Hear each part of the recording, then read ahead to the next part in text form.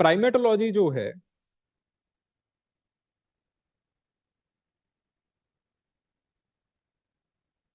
Primatology as a topic, it can be divided into different parts. पहला जो topic है वो ये है कि आपके पास व्हाट इज अ प्राइमेट और हु इज अ प्राइमेट। ठीक है, यहां से जो एक्सपेक्टेड क्वेश्चन होता है यूपीएससी लाइंस के ऊपर, वो ये आता है that define man as a primate, या फिर इज मैन अ प्राइमेट और not. How can you describe man in a primate family, और मैन को प्राइमेट की तरह आप किस तरह से डिस्क्राइब कर सकते हैं। तो इस तरह से जो सवाल है वो पूछे जाते हैं। या फिर critically analyse man as a primate, ऐसे क्वेश्चंस जो है वो आपसे पूछे जाएंगे। This is the first thing और the first theme, that who are primates. जो दूसरा थीम पूछा जाता है यूपीएससी एग्जामिनेशन के अंदर, वो ये होता है ऑन द प्राइमेट बिहेवियर।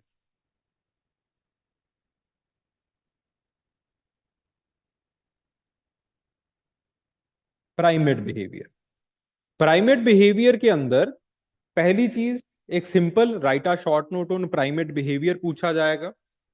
ठीक है, दूसरी जो चीज है वो ये पूछा जाएगा कि प्राइमेट की सोशल ऑर्गेनाइजेशन के बारे में बताओ।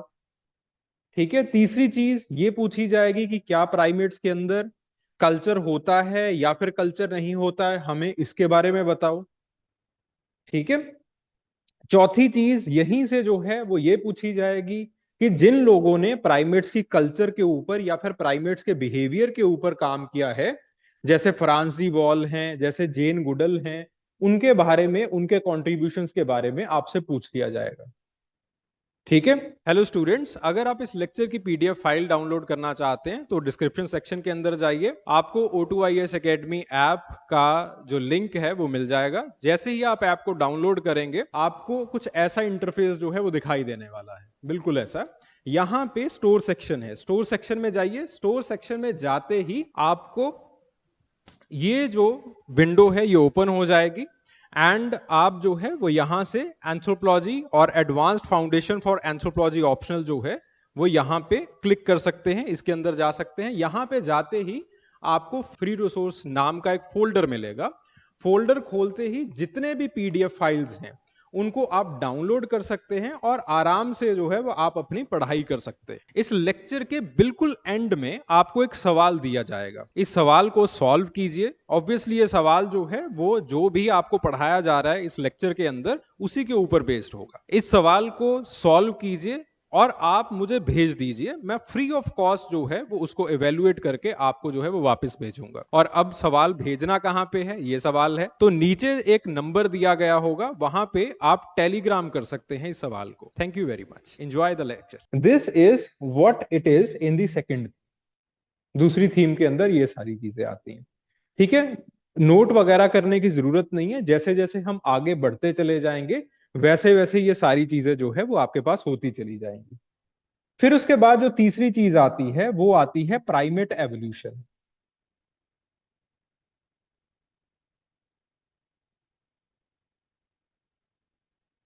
ठीक है, प्राइमेट एवोल्यूशन से पहली जो चीज पूछी जाएगी आपसे वो ये पूछी जाएगी कि what are the evolutionary trends in the primates, कि प्राइमेट्स के जो डेंटेशन पैटर्न्स हैं वो किस तरह से इवॉल्व हुए हैं, वो हमें आप बता दीजिए। प्राइमेट्स का लोकोमोशन कैसे इवॉल्व हुआ है वो हमें बता दीजिए।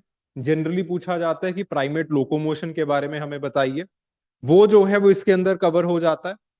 ठीक है, तो देन उसके बाद एक और चीज पूछी जाती है कि प्राइमेट्स के ओवरऑल एवोल्यूशनरी ट्रेंड्स के बारे में बताइए, या फिर प्राइमेट्स के अंदर over the period of time adaptive radiations कैसे हुए हैं वो हमें बता दीजिए। तो यहां से इस थीम से ऐसे क्वेश्चंस जो है वो पूछे जाएंगे। ठीक है, फिर उसके बाद एक चौथा क्वेश्चन पूछा जाता है और चौथा थीम आता है, that is the living primates. Living primate से ज्यादातर क्वेश्चंस नहीं पूछे जाते हैं, बट लिविंग प्राइमेट्स को ज्यादातर जो है वो आप प्राइमेट बिहेवियर के साथ ही लिंक करके जो है वो पढ़ते हो। ज्यादा क्वेश्चन, ज्यादा चीजें जो है वो यहाँ पे नहीं पूछी जाएंगी। ठीक है भाई, बात समझ में आ रही है? तो आपके पास जो लिविंग प्राइमेट्स हैं, इसी के अंदर आपके पास प्राइमेट की टेक्सोनॉमी आएगी। ठीक है, इसी के अंदर जो है वो अलग अलग प्राइमेट्स की जो फिजिकल अपीयरेंस है या फिर उनका डिस्ट्रीब्यूशन है उसके बारे में हम बात करेंगे। ठीक है, फिर उसके बाद आपके पास एक पांचवा थीम आता है। पांचवा थीम जो है दैट इज कंपैरेटिव अनॉटमी। ठीक है, तो बेसिकली जो आपके पास फीचर्स हैं बिटवीन कंपैरेटिव फीचर्स हैं ह्यूमंस के, होमोसेपियंस के और ओरंगटान के, गोरिल्लाज के, चिंपैंजीज के, उनको जो है वो आप डिस्कस करोगे। और यहीं से ये सवाल पूछा जाता है दैट बिकॉज ऑफ बाइपेडलिज्म ओवरऑल जो आपके फीचर्स हैं आ, तो वो जो है वो किस तरह से डाइवर्ज हुए हैं, गोरिल्ला से किस तरह से डाइवर्ज हुए हैं, चिंपैंजी से किस तरह से डाइवर्ज हुए हैं, एक्सेट्रा एक्सेट्रा। ठीक है, सो ये जो है वो ओवरऑल स्ट्रक्चर है आपके पास इन सारी चीजों का। ठीक है, this is the over around structure. जो भी आपसे सवाल पूछे जाएंगे वो इसी स्ट्रक्चर से पूछे जाते हैं। ठीक है, गॉट द पॉइंट? एक पूरा मैप बन गया दिमाग में। और उन्हीं क्वेश्चंस को डिस्कस करते हुए जो है वो हम प्राइमेट्स के अंदर आगे बढ़ेंगे। ये ऐसा चैप्टर है, अगर आप इसको एक कंट्रोल्ड एनवायरनमेंट के अंदर, कंट्रोल्ड टाइम के अंदर अगर आप इस चैप्टर को पढ़ोगे तो ये चैप्टर से ज्यादा इंटरेस्टिंग चैप्टर और इस चैप्टर से ज्यादा क्या कह सकते हैं हम, इस चैप्टर से ज्यादा इंटरेक्टिव चैप्टर जो है वो आपके लिए कोई नहीं होगा।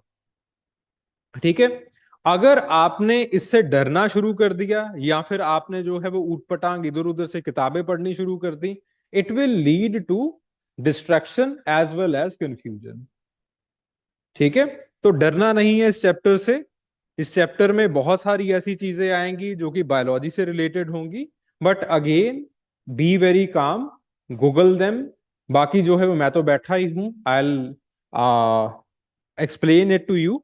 ठीक है, और इन चीजों को जो है वो आप करते चले जाएंगे। ठीक है, so this is the overall map primatology से, जैसे यूपीएससी जो है वो क्वेश्चन पूछ रही है। ठीक है, एक बार इन चीजों को नोट कर लीजिए, इन चार चीजों को नोट कर लीजिए, और इन्हीं चार चीजों के ऊपर जो है वो हम अपने लेक्चर्स को ऑर्गेनाइज रखेंगे। ठीक है, अगर हो सके तो कैमरा ऑन कर लीजिए क्लासरूम के अंदर। ठीक है, तो मुझे भी थोड़ा सा रहता है कि कोई सोया नहीं है अभी तक।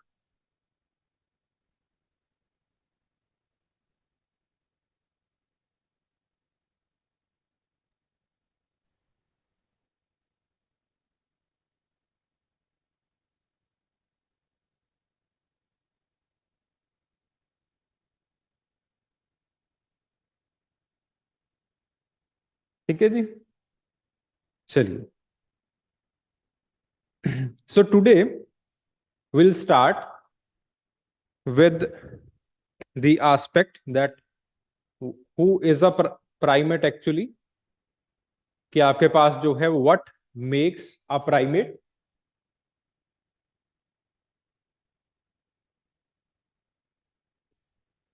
ठीक है, that what makes a primate। सो जो पूरी कहानी है इसकी वो 19th सेंचुरी से स्टार्ट होती है, और ये भाई साहब का नाम है George Jackson Mivart. George Jackson Mivart he was one of the first person जिन्होंने जो है वो प्राइमेट्स को समझाने की कोशिश की। उन्होंने प्राइमेट्स को जो है वो कुछ इस तरह समझाया कि प्राइमेट्स ऐसे जीव होते हैं। मेवार्ड ने प्राइमेट पैटर्न के अंदर जो है वो ये चीजें दी जिनके अंदर दैट आर एंगिकुलेट। अंगिकुलेट का मतलब क्या है कि उनके जो है वो नेल्स आ चुके हैं, अब उनके पास क्लॉज नहीं है। They have nails instead of claws. They are unguiculate. They are claviculate. कैविकुलेट का मतलब क्या है कि उनके पास एक कॉलर बोन है। यहां पे हाथ लगाइए, इस तरह से आपको अपनी कॉलर बोन जो है वो दिखाई देगी। दे आर क्लैविकुलेट, सबके अंदर एक कॉलर बोन होगी। ठीक है, फिर उसके बाद दे आर प्लेसेंटल मैमल्स, यानी कि जब उनका बर्थ होता है तो बर्थ के टाइम के ऊपर, बर्थ के टाइम पे there is a cord that is connecting the body of the baby and the body of the mother, placenta होगा। एंड देन जो उनके ऑर्बिट्स हैं, ऑर्बिट्स जिनके अंदर आपकी आंखें जो है वो फिट की होती हैं, these are known as the orbits. Those orbits they have a bony ridge, they will be encircled by this bony ridge. ठीक है, देन उसके बाद they have three kind of teeth at least at one period of time. जैसे आपके पास होता है, आपके पास जो है वो इंसीजर्स हैं, आपके पास कैनाइन्स हैं, आपके पास मोलर्स हैं। कम से कम तीन तरह के दांत होंगे, at least three kind of teeth eight one period of time. फिर उसके बाद मेवाट कहते हैं दैट ब्रेन्स के अंदर एक पोस्टीरियर लोब होगा और कैल्कराइन फिशर्स होंगे। ठीक है, जो आपका ब्रेन है उसका एक पोस्टीरियर लोब रहेगा, पीछे वाला। यहां पे हाथ लगाइए, आपको अपना पोस्टीरियर लोब जो है वो आपको दिखाई देगा। ठीक है, ये रहेगा। उसी के साथ साथ आपके पास जो है वो there will be calcarine fissures. Calcarine fissures का मतलब क्या होता है? जब आप अपने ब्रेन केस को इस तरह से देखोगे, ये ऊपर का व्यू है ब्रेन केस का, लेट से मेरे नीचे जो है वो ब्रेन केस पड़ा हुआ है, मैंने यहां से जो है वो ब्रेन केस को देखा, तो आपके पास जो है वो कुछ इस तरह के फिशर्स जो है वो, इस तरह की कुछ दरारें जो है वो ब्रेन केस के ऊपर हमें दिखाई देती है। ठीक है, these are known as the calcarine fissures. तो ऐसे कैल्कराइन फिशर्स जो है वो आपके ब्रेन केस के अंदर आपको दिखाई देते हैं। And you have the opposable inner most digit, आपका जो अंगूठा है वो अपोजेबल होता है। तो मेवाट ने सबसे पहले कुछ ये करेक्टरिस्टिक्स दिए, और इन करेक्टरिस्टिक्स को, खास करके इन 6 करेक्टरिस्टिक्स को देते हुए उन्होंने कहा कि जिन एनिमल्स के अंदर ये 6 करेक्टरिस्टिक्स हैं, they are the part and parcel of the primate family. बाकी जिनके पास ये 6 करेक्टरिस्टिक्स नहीं है वो फैमिली से जो है वो बाहर हैं। ठीक है, तो आपके पास जो है वो मेवाट ने इन चीजों के बारे में 19th सेंचुरी के अंदर बात की। लेकिन over the period of time हमें कुछ ऐसे प्राइमेट्स मिलने शुरू हो गए जिनके पास फुली इनक्लोज्ड सर्किट्स या फिर फुली इनक्लोज्ड ऑर्बिट्स जो है वो नहीं थे। हमें कुछ ऐसे प्राइमेट्स मिले जिनके पास नेल्स का प्रॉपर डेवलपमेंट नहीं था, अभी तक उनके पास जो है वो क्लॉ था। ठीक है, क्लॉज थे उनके पास। हमें कुछ ऐसे प्राइमेट्स मिले जिनके पास जो है वो अगेन, जो इन्होंने पोस्टेरियर आपके पास ब्रेन केस के बारे में बात की थी, पोस्टेरियर लोब के बारे में बात की थी, तो वो पोस्टीरियर लोब जो है वो it was not well developed. ठीक है, तो हमें जो है वो मेवाट की डेफिनेशन के ऊपर शक होने लगा। सो ये जो ट्रेड्स हैं अगेन हर एक प्राइमेट के अंदर नहीं मिलते हैं। These traits according to many paleontologist, these traits they were highly highly highly evolved traits. ऐसे ट्रेड्स तो जो इवॉल्व्ड प्राइमेट्स हैं उनके अंदर ही हो सकते हैं। But there are different primates, जैसे टारसीड्स वगैरह हैं, हम उनको मानते हैं कि उन्होंने एवोल्यूशन बहुत टाइम पहले जो है वो वहीं पे स्थगित कर दिया था, वहीं पे रोक दिया था। ठीक है, लॉर्सीज वगैरह के अंदर हमारा मानना है कि जैसे वो पहले फॉसिलाइज्ड फॉर्म के अंदर हुआ करते थे वो ज्यादा चेंज नहीं हुए हैं, वो ज्यादा इवॉल्व नहीं हुए हैं। उन्होंने अपना एनवायरमेंटल नीश वैसा का वैसा बना के रखा है। वो ज्यादा इवॉल्व भी नहीं हुए, वो एक जगह से दूसरी जगह ज्यादा माइग्रेट भी नहीं किए, और वहीं के वही जो है वो उनका जो एनवायरमेंटल नीश है वो रहा है, बिकॉज एनवायरमेंटल नीश लगभग सेम रहा है तो आपके पास एवोल्यूशन जो है बहुत कम था। ठीक है, so those primates they are not much evolve, but on the other hand there are certain primates like homo sapiens जो कि पूरी तरह से इवॉल्व हो चुके हैं। तो मेवाट के ऊपर ये एक क्रिटिसिज्म उनका हुआ, ये कंट्रोवर्सी मेवाट की पैदा हुई कि मेवाट के जो ज्यादातर जो करेक्टरिस्टिक्स हैं, जैसे इसी के साथ जो है वो कहते हैं कि प्राइमेट्स के अंदर जो है you will have the scrotal pend, जो टेस्टिस हैं वो स्क्रोटम के अंदर होंगे। ठीक है, कि आपके पास टेस्टिस जो है वो प्रॉपर एक सैक के अंदर बने होंगे।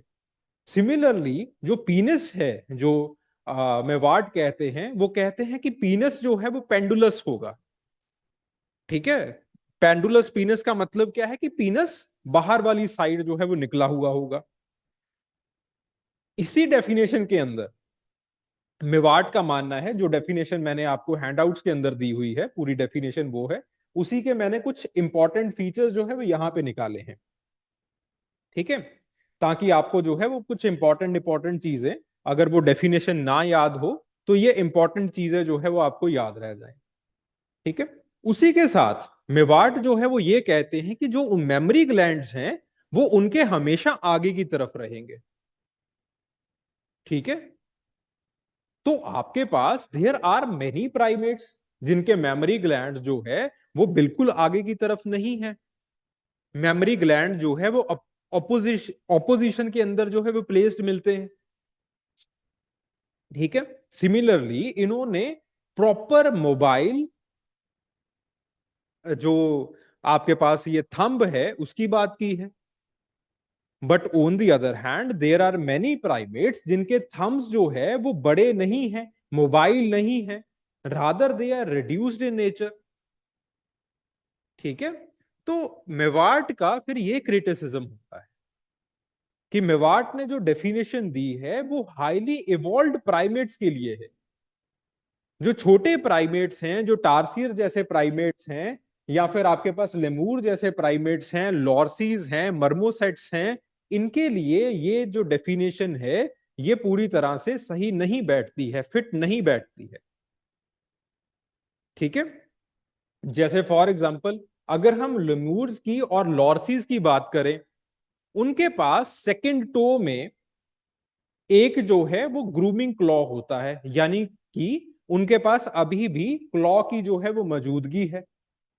ठीक है, उनके जो सॉकेट्स हैं, जो आई सॉकेट्स रहते हैं, ये वाली चीजें, बोनी रिजेस जो है वो अगेन वो पूरी तरह से जो है वो बनी नहीं रहती हैं, पार्शियल आई सॉकेट्स रहते हैं उनके अंदर।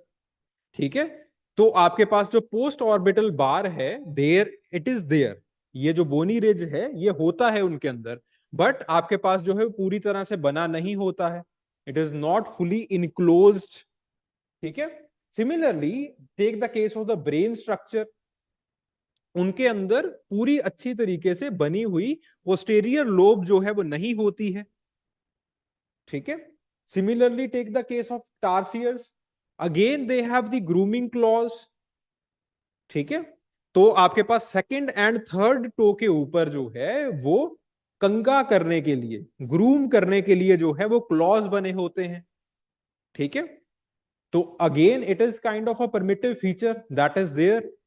ठीक है, एंड ये जो ग्रूमिंग क्लॉज हैं they have a adaptive function also उस एनवायरमेंटल नीश के अंदर। ठीक है, कई प्राइमेटोलॉजिस्ट मानते हैं कि ये जो ग्रूमिंग क्लॉ है it is not only for grooming, but उसी के साथ साथ अगर प्राइमेट, जो आपके पास ये प्राइमेट है, it want to save itself from the predators, तो ये जो है वो सेव कर सकता है। ठीक है, देन उसके बाद the tarsiers their eye structure it is very unique. इसके अंदर यूनिकनेस क्या है कि अगेन पार्शियल क्लोजर है आई सॉकेट का, पूरी तरह से आई सॉकेट ही क्लोज नहीं है। आपके पास, आप इस तरह से हाथ लगाइए आई के ऊपर, प्रॉपरली कहीं से जो है वो आपको खुला हुआ नहीं महसूस होगा, पूरी तरह से बोन के साथ जो है वो इनक्लोज रहेगा। सिर्फ बोन के साथ इनक्लोज नहीं है, ब्रो बोन के ऊपर जो है वो एक रिज का फॉर्मेशन भी आपको जो है वो यहां पे दिखाई देगा। ठीक है, तो इसका मतलब क्या है, दैट योर आई सॉकेट्स या फिर आपके पास जो आपके ऑर्बिट्स हैं, they are fully developed, they are enclosed. यहां पे ऐसा बिल्कुल भी नहीं है। Similarly take the case of the marmosets and again the dental formula, तो आपके पास जो है इनके अंदर प्री मोलर्स वगैरह का फॉर्मेशन नहीं होता है। देन उसके बाद take the case of marmosets, again they have the claws instead of the nails. ठीक है, या फिर कई लोग जो है वो ऐसा कहते हैं कि उनके पास जो है क्लॉ लाइक नेल्स हैं। ठीक है, तो प्रॉपरली एंगिकुलेट जो है वो ये नहीं हुए हैं। They have the lack of the opposable thumb, thumb पूरी तरह से अभी तक अपोजेबल ही नहीं हुआ है। ठीक है, मोबाइल तो बहुत दूर की बात है, अपोजेबल भी प्रॉपरली नहीं हुआ। तो इसका मतलब है कि ऐसे और ऐसे बहुत सारे हैं, जैसे for example spider monkey. Again spider monkey के अंदर अगर हम मेवाट की माने तो स्पाइडर मंकी जो है वो प्राइमेट के अंदर आएगा ही नहीं। On the other hand spider monkey का जो एवोल्यूशन है वो गोंडवाना के ब्रेक के बाद जो है वो आपके पास हुआ है। Obviously it is in the primate. ठीक है, तो आपके पास बहुत सारे ऐसे प्राइमेट्स जो है वो बाहर निकलते हैं। ये सारी चीजें जो है वो मैंने आपके आई थिंक हैंडआउट के अंदर नहीं दी हैं, इनको एक बार जो है वो लिख लीजिए। ठीक है, इनको नोट डाउन कर लीजिए, it is not in your hand out. ठीक है, वैसे ये क्लास के बाद जो है वो आपको मिल भी जाएगा।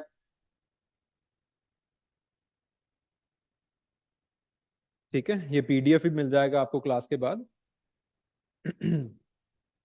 तो इस तरह से ये बहुत सारी चीजें जो है that is not there in the Mivart's definition.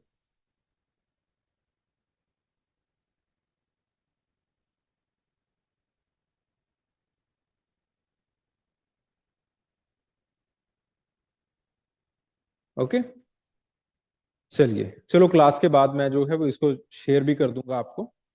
ठीक है, देन उसके बाद eventually our perspectives it shifted, और दो लोग थे इसके पीछे, इस पर्सपेक्टिव के शिफ्ट के पीछे।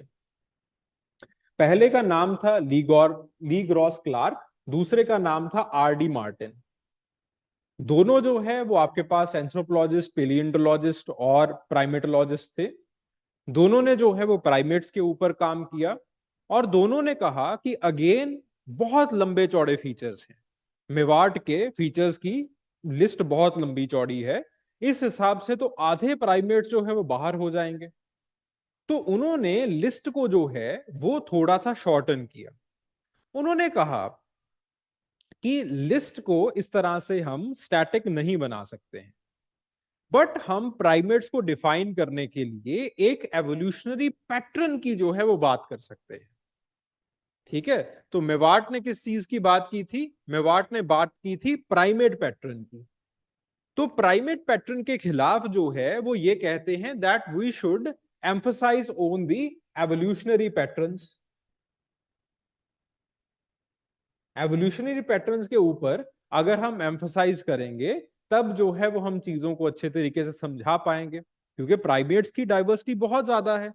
अगर हम बोनी रिजेस की बात करें कि आपके आईज जो हैं वो सॉकेटेड होने चाहिए, तो अगेन आपके पास मर्मोसेट्स के अंदर, टार्सियस के अंदर प्रॉपर सॉकेटेड नहीं मिलते हैं। अगर हम पेंडुलस पीनस की बात करें, again in the spider monkey आपको वैसा भी नहीं मिलेगा। ठीक है, तो इस तरह से आपके पास प्राइमेट्स की डाइवर्सिटी बहुत ज्यादा है, और उस डाइवर्सिटी की वजह से प्रॉपर किसी चेकलिस्ट को जो है वो हम नहीं बना सकते। ऑन द अदर हैंड उन्होंने कहा कि कुछ एवोल्यूशनरी पैटर्न्स के बारे में हम बात कर सकते हैं। पहला एवोल्यूशनरी पैटर्न जो उन्होंने बात की वो ये थी कि जो आपके पास लिम्स हैं over the period of time आपकी फ्लेक्सिबल हुई है। ठीक है, आपकी जो है वो जनरलाइज्ड हुई है।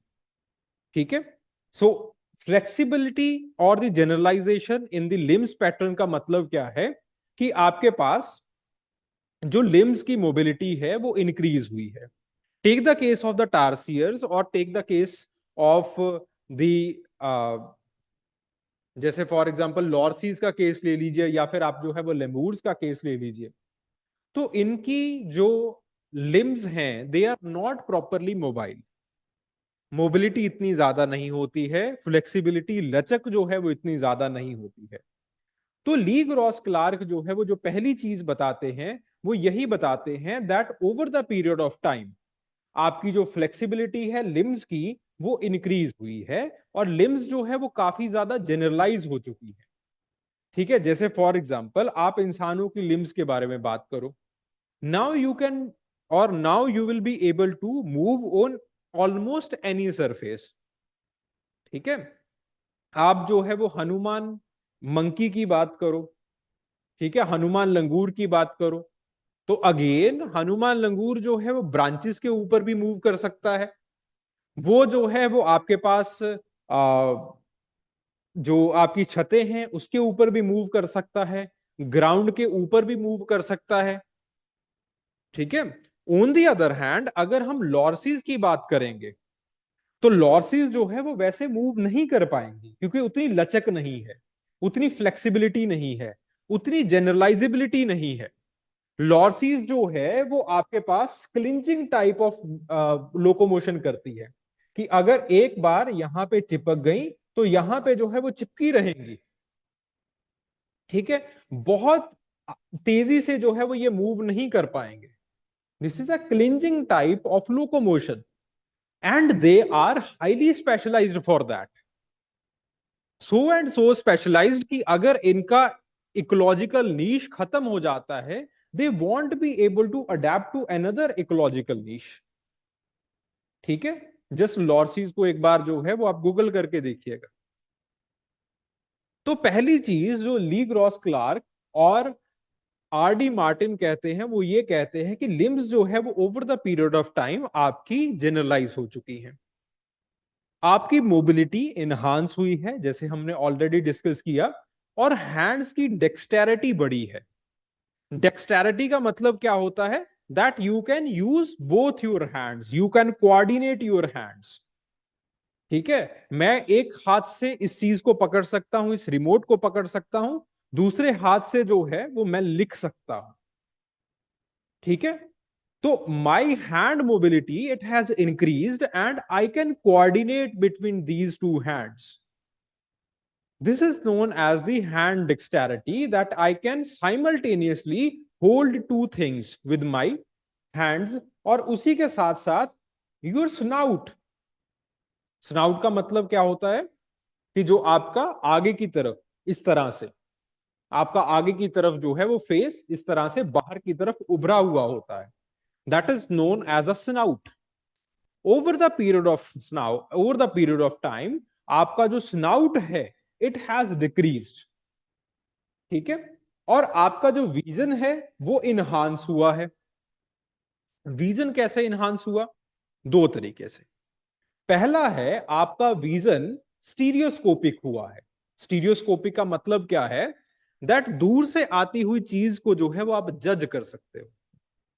आपकी तरफ बहुत दूर से जो है वो कोई इंसान भागता चला आ रहा है, तो उस इंसान को भागता देख के जो है वो आप ये जज कर सकते हो कि पहली चीज वो कितनी दूर है मुझसे, दूसरी चीज वो कितनी स्पीड से जो है वो मेरी तरफ भागता चला आ रहा है। दो चीजें जो है वो आप बड़े बखूबी तरीके से जज कर सकते हो।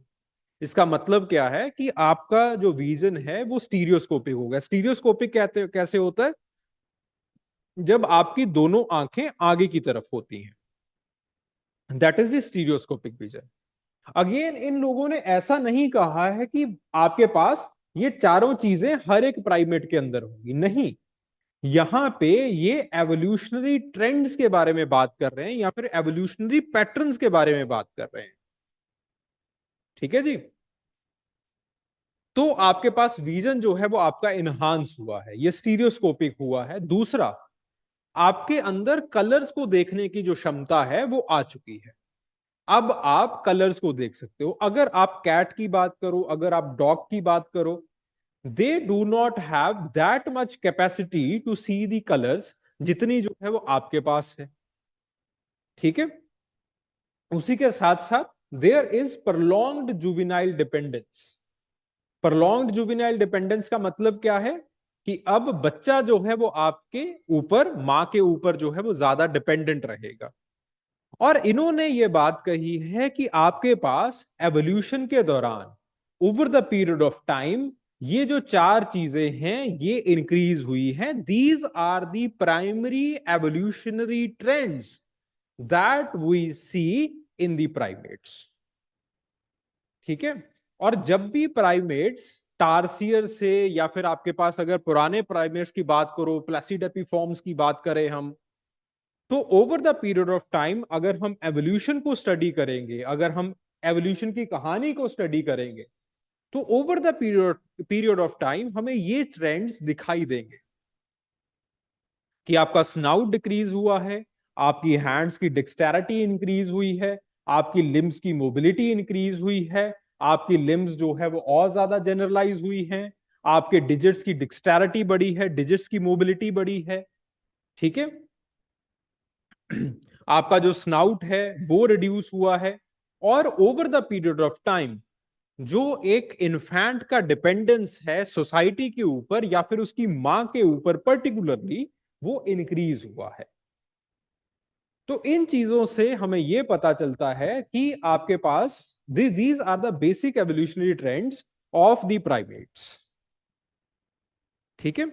सो इस तरह से ली क्रॉस क्लार्क ने पूरा का पूरा जो सब्जेक्ट का एक जो स्कोप था प्राइमेटोलॉजी का, वो स्टैटिक ट्रेड्स से एक एवोल्यूशनरी ट्रेड्स की तरफ जो है वो ले आए, उसका रुझान जो है वो ले आए। ठीक है। Got the point. ठीक है। फिर उसके बाद हम मॉडर्न अप्रोच की बात करते हैं। आजकल हम बेसिकली प्राइमेट्स को कुछ इस तरह से डिफाइन कर रहे हैं, या फिर आपके पास इसी के साथ साथ हमने कुछ और एवोल्यूशनरी ट्रेंड्स जो है वो इसके साथ ऐड किए हैं। पहला एवोल्यूशनरी ट्रेंड वो ये है कि आपके ग्रेस्पिंग एक्सटर्निटीज जो है वो बन चुकी हैं विद द अपोजेबल हैंड। ठीक है। यू कैन ग्रेस्प, और आपका जो ग्रेस्प करने का पैटर्न है वो चेंज हो चुका है। पहले प्राइमेट्स अगर किसी चीज को ग्रेस्प करना चाहते थे तो वो जो है वो कुछ इस तरह से ग्रेस्प करेंगे, विद द पावर ग्रिप। यानी कि here all 5 digits they are involve. मेरा अंगूठा भी इस तरह से पैरेलली इसको ग्रास्प कर रहा है, पहली उंगली भी इसको ग्रास्प कर रही है, सेकंड, थर्ड, फोर्थ, सब जो है वो उंगलियां इसको जो है वो इस तरह से ग्रास्प कर रही है। ठीक है। But now the grasping ability, it is more with the thumb. और इस चीज को जो है वो इस तरह से ग्रास्प किया जाता है। आप चम्मच को ग्रास्प करते हो, आप तीर चलाते हो, इसीलिए तो जो है वो एकलव्य से पहली उंगली नहीं मांगी गई, बीच वाली उंगली नहीं मांगी गई, उसका अंगूठा मांगा गया। क्योंकि सबसे जो फेवरेबल ग्रास्पिंग एबिलिटीज हैं, या फिर आपके पास जो नेचुरल ग्रास्पिंग एबिलिटीज जो over the period of time primates के साथ एवॉल्व हुई हैं, वो यही है कि उनका जो अंगूठा है उसके पास प्रॉपर ग्रास्पिंग एबिलिटी आ चुकी है। अब अगर आप किसी चीज को भी होल्ड करने की कोशिश करोगे तो आप अंगूठे को जो है वो यूज करते हैं। ठीक है। और आपकी जो पावर ग्रिप है over the time, it has converged और it has changed to the precision grip. ठीक है जी। ये जो है वो पहली चीज है जो कि हम मॉडर्न अप्रोच के हिसाब से देखते हैं, that this is right. Then आपके जो नेल्स हैं वो फ्लैटन हो गए हैं और आपका जो है वो टेक्टाइल सेंसेशन बढ़ चुका है। ठीक है। पहले जो है वो हम मानते थे कि आपके नेल्स नहीं हुआ करते थे, आपके क्लॉज थे। टारसीज का एक क्लॉ मिलेगा आपको। ठीक है। तो जिन लोगों से या फिर जिन एंसेस्टर से प्राइमेट्स इवॉल्व हुए हैं, मैं प्राइमेट्स की ही बात कर रहा हूं। ठीक है। जिन प्राइमेट से, जिन लोगों से प्राइमेट्स इवॉल्व हुए, या फिर जिन जीवों से प्राइमेट्स जो है वो इवॉल्व हुए होंगे तकरीबन 70 लाख साल पहले, सॉरी 70 मिलियन ईयर्स अगो, तो उनके जो है वो क्लॉज होते होंगे उस टाइम के ऊपर। Over the period of time आपके जो क्लॉज हैं वो फ्लैटन हुए हैं, और जो आपकी उंगलियों के अंदर सेंसेशन है इट हैज इंक्रीज्ड। आपकी जो उंगलियां हैं वो और ज्यादा सेंसेशनल हो चुकी हैं, या फिर जो आपके पास टेक्टाइल सेंसेशन है वो आपकी उंगलियों के अंदर आ चुका है। Now you can touch anything and you can have the sense of that particular touch. आप अगर और आप जो है वो टच को अब मेमोराइज भी कर रहे हो, महसूस भी कर रहे हो। और एवोल्यूशन के अंदर ये टच जो है वो बहुत कमाल की चीज है, जिसने एवोल्यूशन को जो है या फिर आपको जो है इवॉल्व करने में मदद की है। ठीक है, you can touch the things, you can feel the sensation. आप लकड़ी को टच कीजिए, sensation will be different. Metal को टच कीजिए, sensation will be different. Leather को टच कीजिए, sensation will be different. You are able to sense all these three things. ठीक है, ऑल दीज थिंग्स। ठीक है, देन उसके बाद सबसे इंपॉर्टेंट चीज, आपके पास एक ऑडिटरी बुला जो है वो बन चुका है। ठीक है,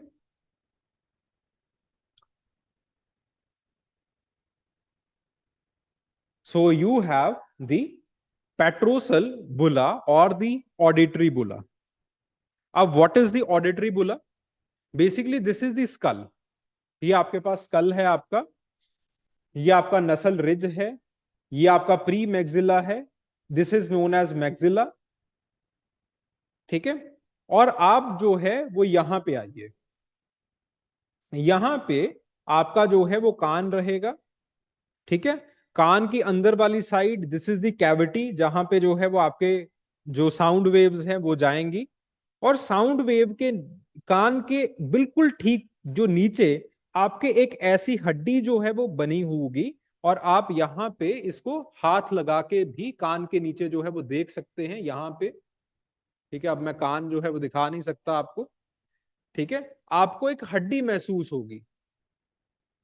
ठीक है, जहां पे कान के नीचे वाला जो है वो आपके पास एक मांस होता है जो कि लटक रहा होता है कान के नीचे। उसके ठीक पीछे जो है वो आप एक हड्डी देखिएगा, आपको शायद एक छोटी सी हड्डी जो है महसूस होगी, और एक जो है वो ऐसे हॉलो क्रिएट होता है उससे। That is known as the auditory bulla. And over the period of time, जैसे जैसे प्राइमेट्स का ये एवोल्यूशन हुआ है, this auditory bulla it has been made. ठीक है, एंड दिस ऑडिटरी बुला, हमने अभी तक जो है वो हमें ये पता चला है that this is one of the signatures in the primates. ठीक है, इस वजह से प्राइमेट्स की जो हियरिंग कैपेबिलिटीज हैं इट हैज इंक्रीज्ड। और आपके पास ये जो है वो अगेन अगेन एंड अगेन आपके पास जो है वो ये सारी चीजें ऑडिटरी बुला जो है वो प्राइमेट्स के अंदर दिखाई देता है। ठीक है, गॉट द पॉइंट? अब जो प्राइमेट्स को डिफाइन करने के लिए हम चीजें यूज कर रहे हैं, that is not the static traits, but they are the evolutionary traits. ठीक है, क्योंकि स्टैटिक ट्रेट्स के जरिए हम प्राइमेट को जो है वो आ, हम एक्सप्लेन नहीं कर सकते। ठीक है जी, यहां तक समझ में आ गया सब कुछ? Yes sir. ठीक है, यस। चलिए फिर 10 मार्क का क्वेश्चन लिखोगे?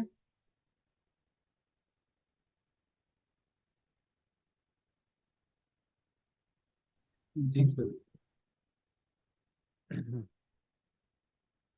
भाई पिछला जो क्वेश्चन आया था, जो सबसे बढ़िया लिखा था वो लिखा था अक्षत ने। बहुत अच्छा क्वेश्चन लिखा, मतलब आंसर क्या ही, बहुत बढ़िया था आंसर।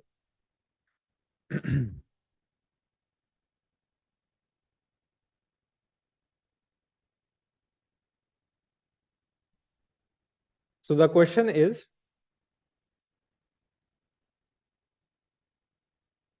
define primate,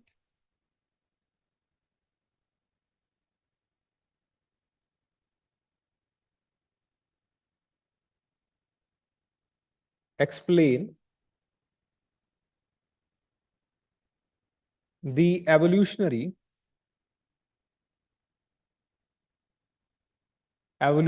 trends इन प्राइवेट्स।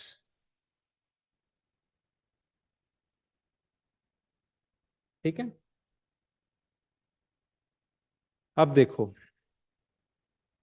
बिल्कुल ऐसा सवाल, ये सवाल जो है वो इवेंचुअली पूछा भी जा चुका है। It has been asked. Basically मैंने क्या किया है, दो क्वेश्चंस को मर्ज कर दिया। क्वेश्चन एक पूछा जाता था, explain man as a primate.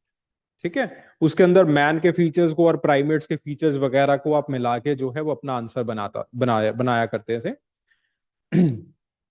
ठीक है, और दूसरा जो है वो पूछा जाता था, that explain the evolutionary trends in the primates. ठीक है, वहां पे आप इन एवोल्यूशनरी ट्रेंड्स को लिखते थे, ये वाले एवोल्यूशनरी ट्रेंड्स को। ठीक है, और आप जो है वो इनको सब्सटेंशिएट करते थे, इनको एग्जाम्पलीफाई करते थे with the help of the fossil finds, जो कि हम अगले चैप्टर के अंदर या फिर अगले जो सेशन के अंदर डिस्कस करेंगे। तो बेसिकली मैंने क्या किया है, और यही काम यूपीएससी भी करता है। ठीक है, दो क्वेश्चन, अलग अलग क्वेश्चंस को लिया, दोनों 20 मार्क्स के थे, उन क्वेश्चंस को जो है वो कोलैबोरेट कर। ठीक है, सो इसको जो है वो अभी हम 10 मार्कर की तरह जो है वो लिखेंगे। Define primate. ठीक है, तो प्राइमेट को जो है वो आपको डिफाइन करना है।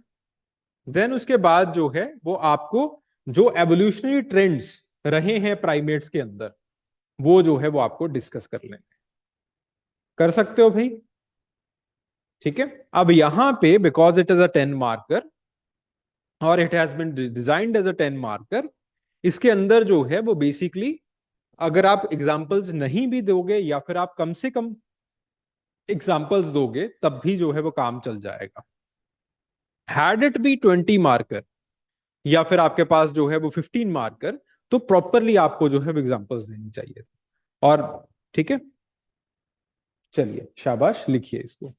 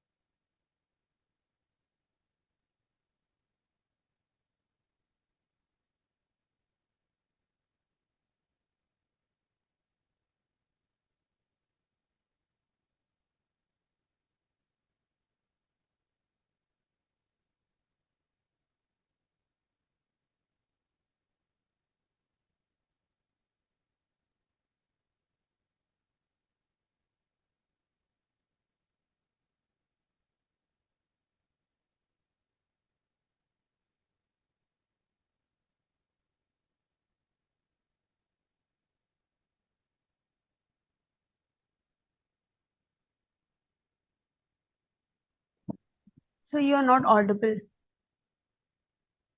ठीक है, अब सही है? Now is it okay?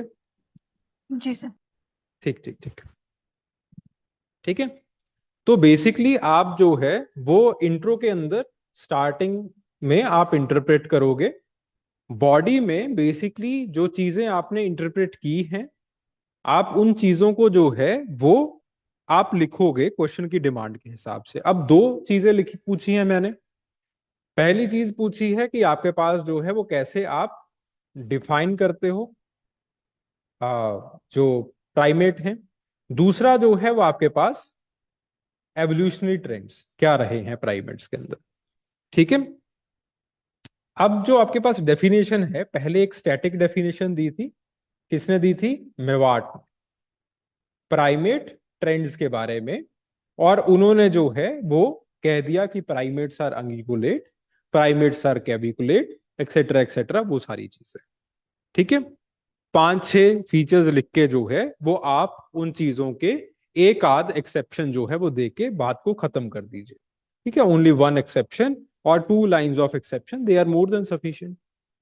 कि ये सारी चीजें बोनी रिजेस वाली बात है, पेंडुलस पीनस वाली बात है, जो आपके पास पोस्टीरियर लोब वाली बात है, ये सारी चीजें टार्सियर्स में नहीं मिलती हैं, ये मर्मोसेट्स के अंदर नहीं मिलती हैं, एक्सेट्रा एक्सेट्रा।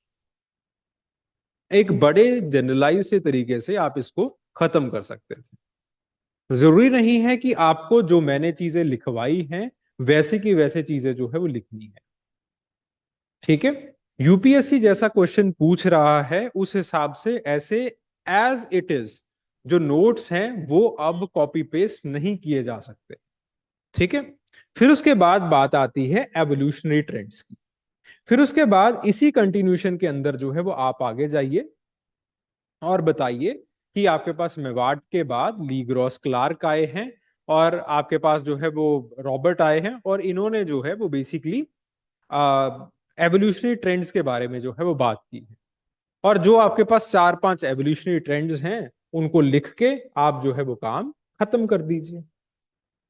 ठीक है, जितने भी एवोल्यूशनरी ट्रेंड्स आपको याद आ रहे हैं, अपोजेबल थंब की बात याद आ रही है, डेक्सटेरिटी की बात याद आ रही है, जनरलाइज्ड फ्लेक्सिबल लिम्स की बात याद आ रही है, आपको जो नेटल डिपेंडेंस की बात जो है वो अगर वो याद आ रही है, तो वो 4-5 एवोल्यूशनरी ट्रेंड्स को और सनाउट के रिडक्शन की बात याद आ रही है। ठीक है, वो जो आपके पास एवोल्यूशनरी ट्रेंड्स हैं, बड़े से जर्नलिस्टिक से एवोल्यूशनरी ट्रेंड्स हैं, उनको लिखते हुए जो है वो आप चीजों को खत्म कर सकते हैं। Then you can conclude it. ठीक है, सो 10 मार्कर का बड़ा इजी सा स्ट्रक्चर जो है वो आपके पास ऐसा बन जाता है। ठीक है, अगेन इसके अंदर examples they are not given. मेरे हिसाब से एग्जांपल देनी चाहिए थी एवोल्यूशनरी ट्रेंड की भी। चाहे आप प्लेसीडेपी से एक जो है वो एरो लगा के ह्यूमन बींग्स तक जो है वो चले जाते और नीचे जो है वो एक सिंपल सा डायग्राम बना देते कि प्लेसीडेपीज के अंदर स्नाउट है, प्लेसीडेपीज के अंदर प्रॉपरली ऑडिटोरा बुला जो है वो डेवलप्ड नहीं है लेकिन डेवलप्ड नहीं है। जो आपके पास मोबाइल जो हैंड्स हैं वो नहीं है, डेक्सटैरिटी प्रॉपरली जो है वो डेवलप्ड नहीं है। इंसानों के अंदर ये सब कुछ डेवलप्ड है। ठीक है, छोटा सा जो है वो कर सकते, बट अगर अभी तक नहीं भी किया है तो भी जो है वो चीजें कोई इशू नहीं है इसमें। ठीक है, then you can conclude it. Got the point? तो इस तरह से आप बड़े सिंपल से तरीके से पहले स्ट्रक्चर बनाइए, देन उसके बाद जो है you can fulfil this structure. ठीक है जी, बात समझ में आ रही है? तो इस तरह से आपको जो है वो अपने आंसर्स लिखने हैं। Again it is the matter of practice. आप प्रैक्टिस कितने अच्छे तरीके से करते हो, आपको आंसर्स जो है वो उतने अच्छे तरीके से लिखने आ जाएंगे। ठीक है जी, फिर उसके बाद बात आती है, चलिए अगले थीम की बात करते हैं, ऑन द फाइलोजेनिक पर्सपेक्टिव। ठीक है, तो जो फाइलोजेनिक पर्सपेक्टिव है इसका, अब व्हाट इज द फाइलोजेनी? कोई समझा सकता है what is phylogeny?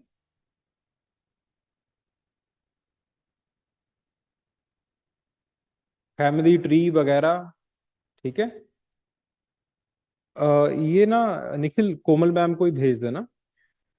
After the class मुझे याद दिला देना, मैं आपको एक नंबर दूंगा। ठीक है, तो वहां पे जो है वो आप सेंड कर दिया करो। ठीक है, तो वहां से जो है वो मैं इन चीजों को पकड़ लूंगा। And one more thing, we will be soon starting 1-to-1 sessions.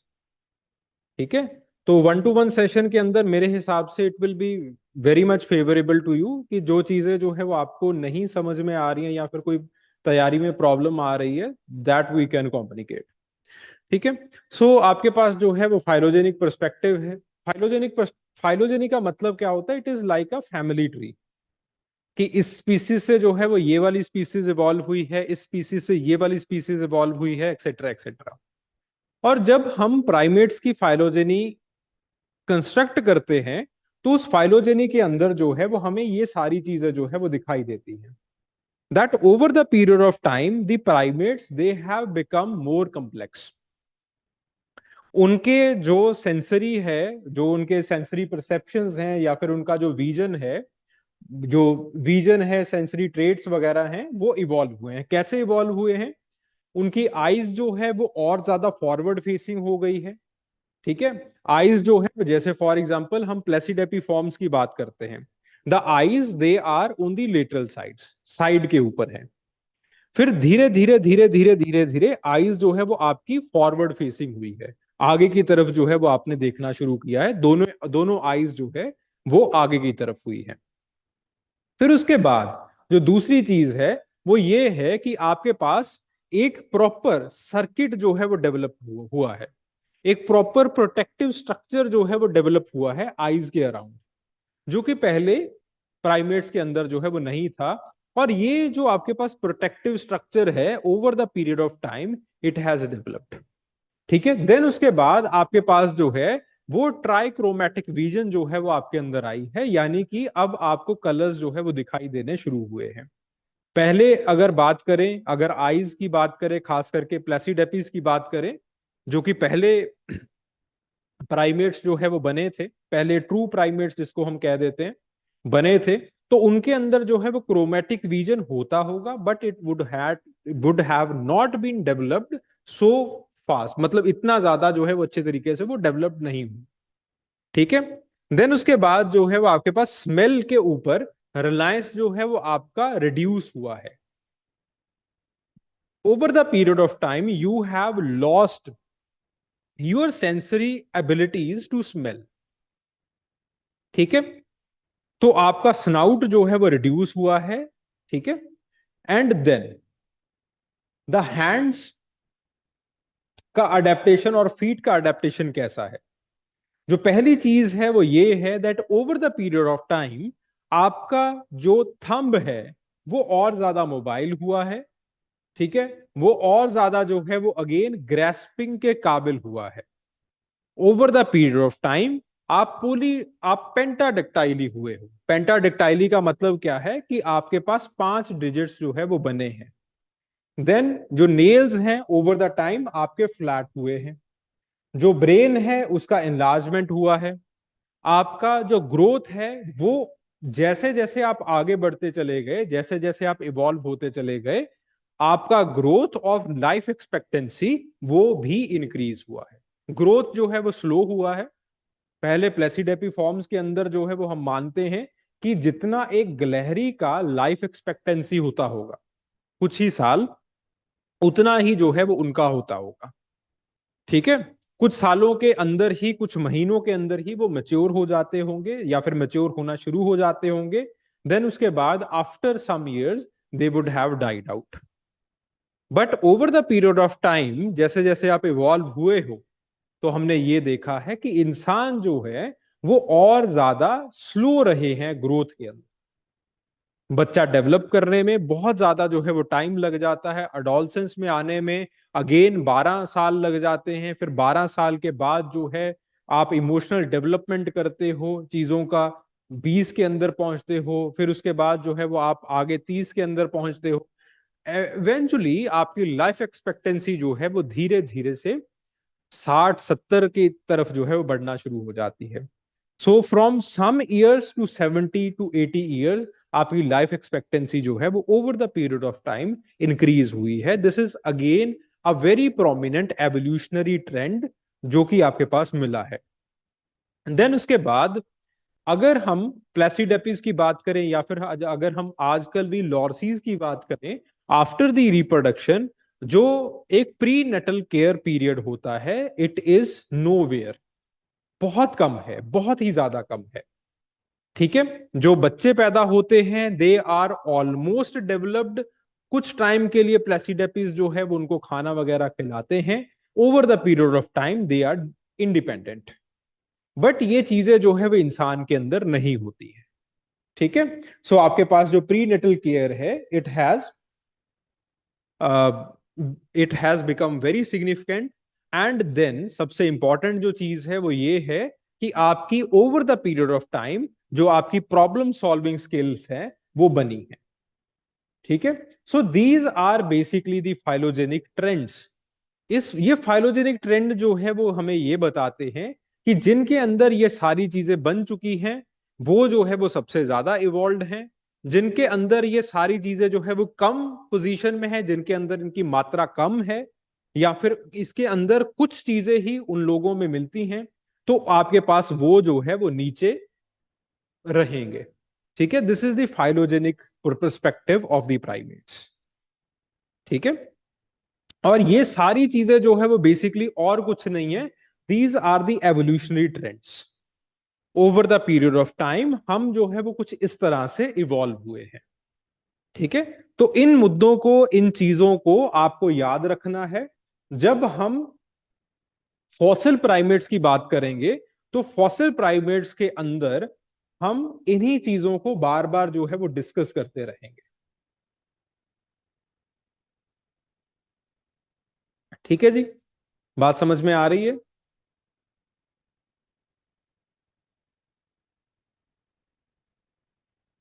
Okay, और यूपीएससी भी बार बार इन्हीं 2-3 स्लाइड्स को ही टारगेट करेगा इन थीम्स में से, और इसके अलावा जो है वो बहुत कम चीजें होंगी जो कि आपसे पूछी जाएंगी।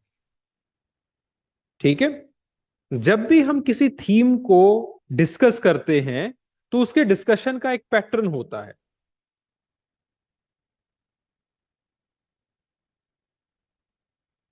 पहले उस थीम का कोर आइडिया,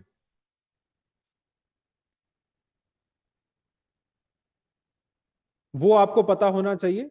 फिर उसके बाद there are certain peripheral ideas,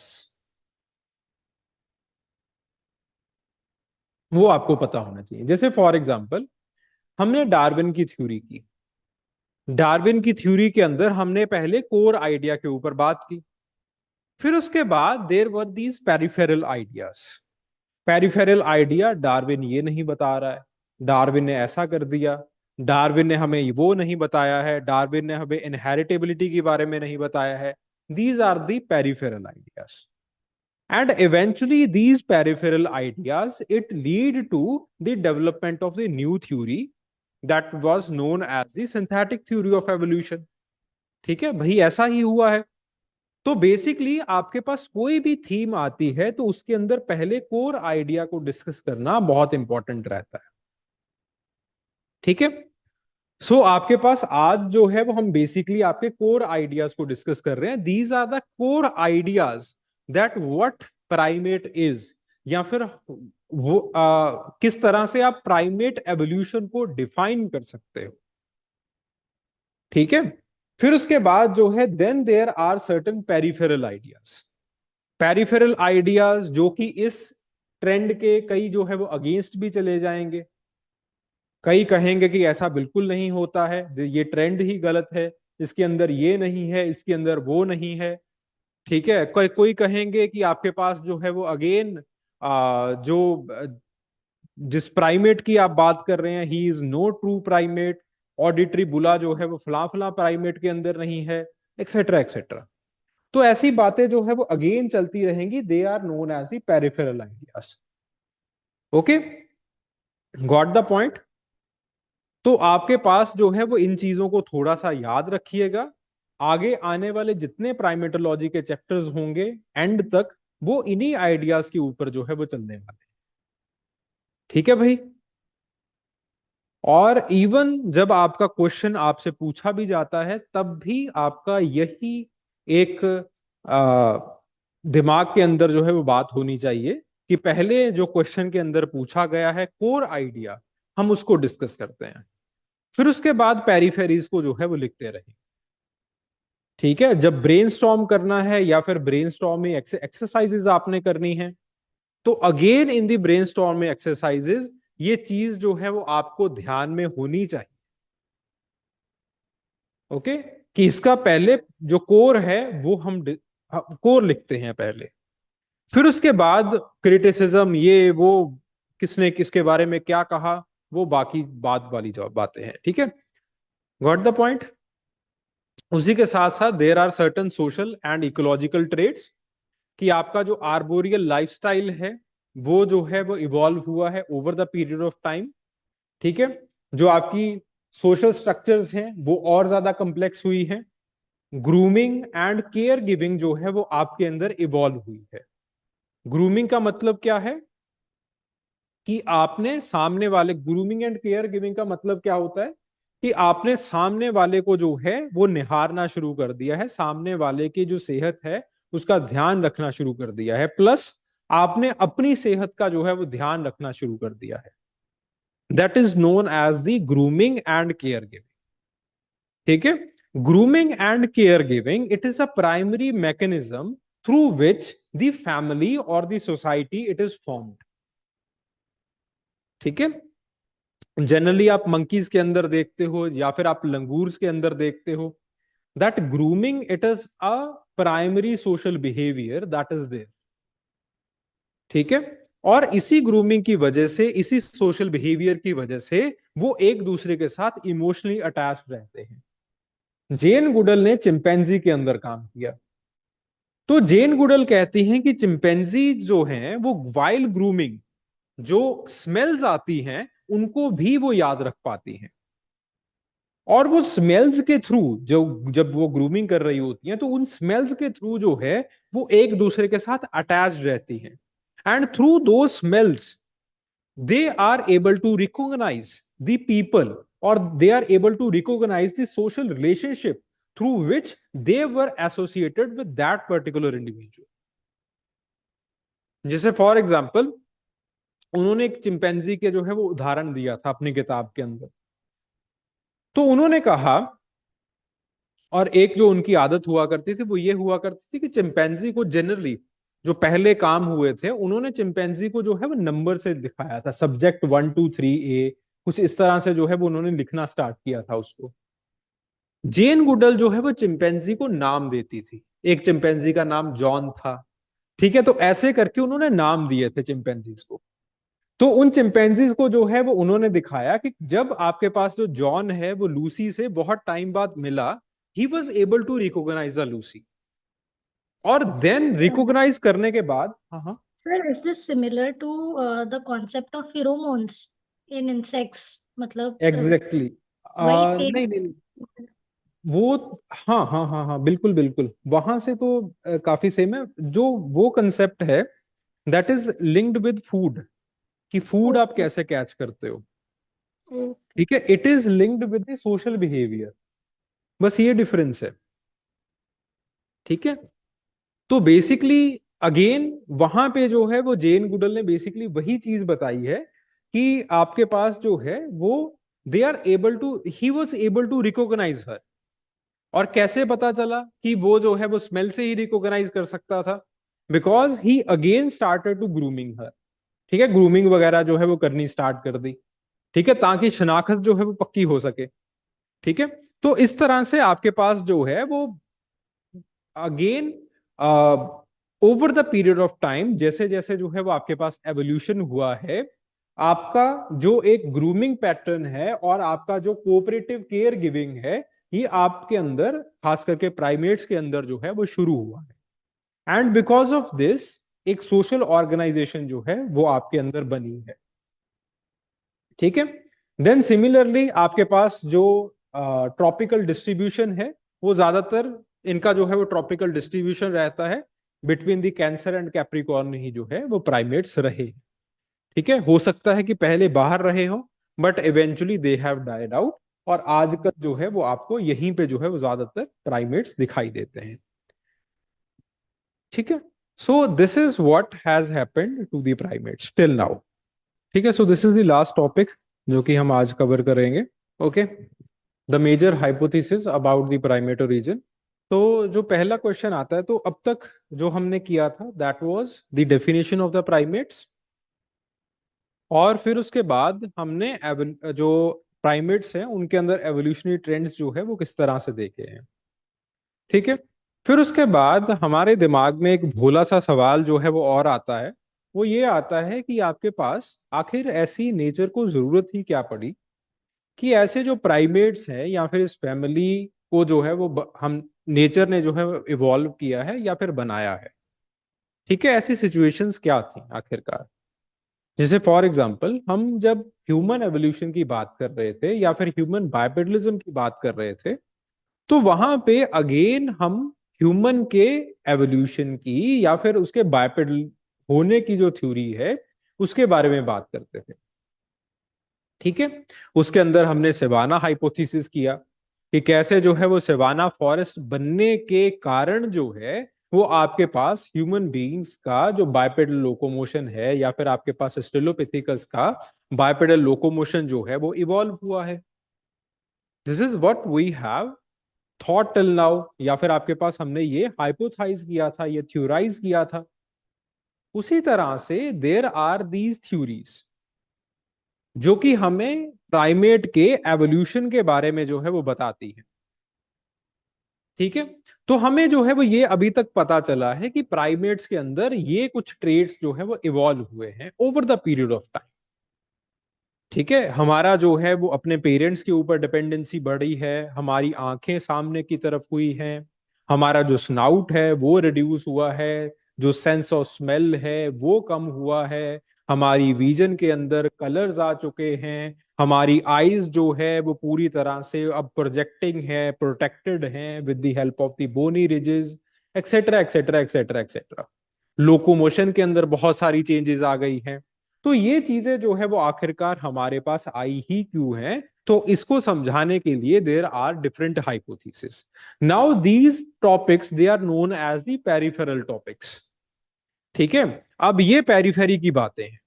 अब यहां पे यूपीएससी जो है वो आगे आने वाले 1-2 साल के अंदर वेंचर करेगा, अभी तक जो है वो यूपीएससी इसके बारे में बहुत कम सोच विचार कर रहा है। ठीक है, जैसे फॉर एग्जाम्पल मैं आपको एक एग्जाम्पल बताता हूं।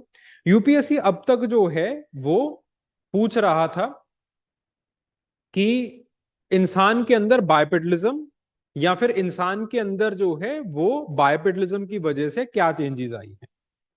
ठीक है, तो यूपीएससी ये जो है वो सवाल पूछता था। इसके अंदर जो है वो जो जहान की बातें जो है वो आप लिख देते थे। आप लिख देते थे कि आपका जो करीनियल कैपेसिटी है वो बड़ी हुई है, आपका जो आपकी बैकबोन है या फिर आपके जो फीट हैं वो आर्च्ड हुए हैं, बैकबोन जो है वो एस शेप के अंदर हो गई है, एक्सेट्रा एक्सेट्रा एक्सेट्रा एक्सेट्रा। ठीक है, बहुत सारी बातें जो है वहां पे लिखते थे। फिर यूपीएससी कहता है कि अब now I am exploring this theme, अब थोड़ा सा जो है वो मजा ले लिया जाए। अगले साल यूपीएससी ने यह सवाल पूछा कि बाइपेडलिज्म की वजह से कुछ अच्छी चीजें इंसान के साथ हुई हैं और कुछ बुरी चीजें हुई हैं। अब इस चीज को, इन ट्रेड ऑफ्स को आप बताओ इंसान के साथ क्या हुए हैं। तो आप लिखोगे कि भैया बैकबोन, जो बैक पेन है, लोअर बैक पेन वो होनी शुरू हो गई है, जो लेबर पेन है वो आनी शुरू हो गई है, एक्सेट्रा एक्सेट्रा।